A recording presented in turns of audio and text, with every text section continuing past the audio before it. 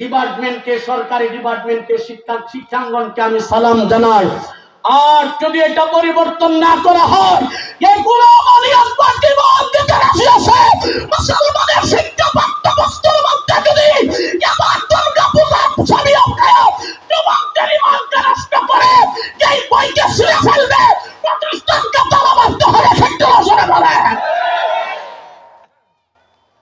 দুর্গার পূজা শিখাবে, দুর্গার শিখাবে আর দেখাবে, এটা হলো তোমাদের খোদা। আল্লাহ বলতে কিছু নাই। এই দীপমণিটা আসার পর থেকেই শিক্ষাঙ্গনের মধ্যে আগুন জ্বালায় দিছে। ঠিক রাস্তা বললেন কেন? ঠিক কিনা? দীপমণিটা, এই দীপমণিটা আমি তো প্রথমে মনে করছি এটা বললি হিন্দু, আমি মনে করছি এটা হিন্দু। ওমা পরে শুনে দেখি এটা মুসলমানের বাচ্চা।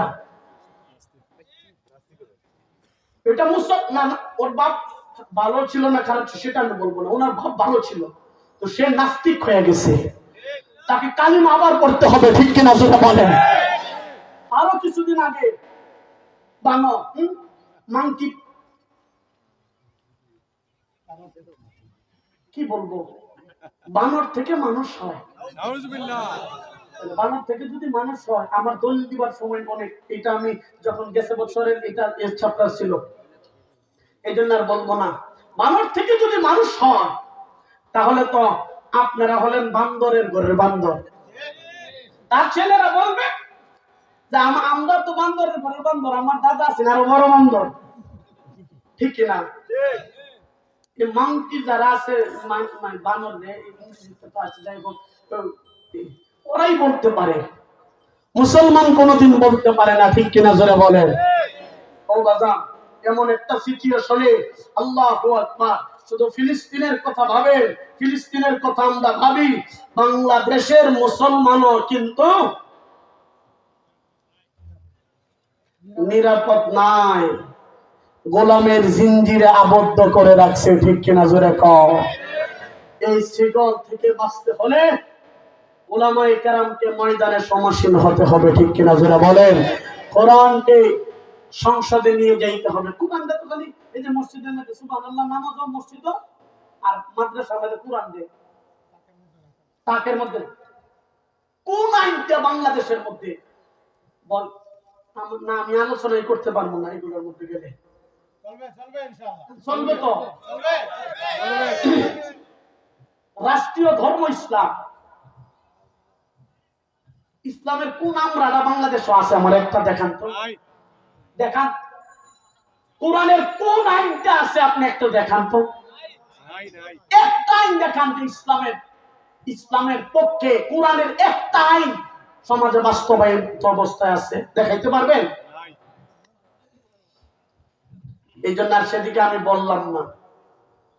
এগুলা বললে বলবে রাজনৈতিক কথা বলি। আগামীকালকে চা খাইবার, চা খাইব আর ফার্ম দিয়ে খাইব, ফাউলার দেখছ আপনি? এই যে রাহিম চৌধুরী আছে না, মহিদপুরে একটা ওয়াজ হয়েছে, একটা বক্তা আনছে, কতক্ষণ চিল্লাই টিল্লাই গেছে গিয়া, আর চিল্লাই গেছে আর সাত টান দিব। আব্বারে কই, আপনি তো খাওয়ার লেদানিটা শিখছেন। ঠিক কিনা জুড়ে বলে? ইসলামের 12টা বাজাইছে, আর এগুলা বললে আপনি বলবেন রাজনৈতিক কথা। দুয়েল পাখি, এটা যে জাতীয় পাখি, সে যদি জানতো একটা নাস্তিকও সংসদে বসতে দিত না, সে নিজে আগে দখল করতো। যাই হোক, আলোচনা অন্য লাইনে চলে গেছে। একটা আয়াত পড়ছিলাম আর একটা হাদিস, একটা আয়াত আর একটা হাদিস আমি আপনাদের সামনে পেশ করছি। আয়াতের মধ্যে আল্লাহ পাক আমার রাসূলকে ভালোবাসার জন্য বলছেন, হাদিসের মধ্যে সরওয়ারিত আলম নবীজিকে মহব্বত করার জন্য বলছেন।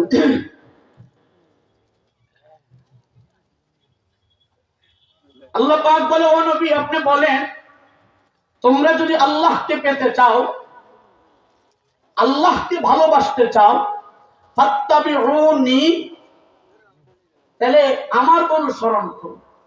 আমার বলতে রাসূলের, রাসূলকে ভালোবাসো, রাসূলের অনুসরণ করো। রাসূলকে ভালোবাসতে কি হবে? আল্লাহ পাক বলেন, ইউহিব্বুকুমুল্লাহ।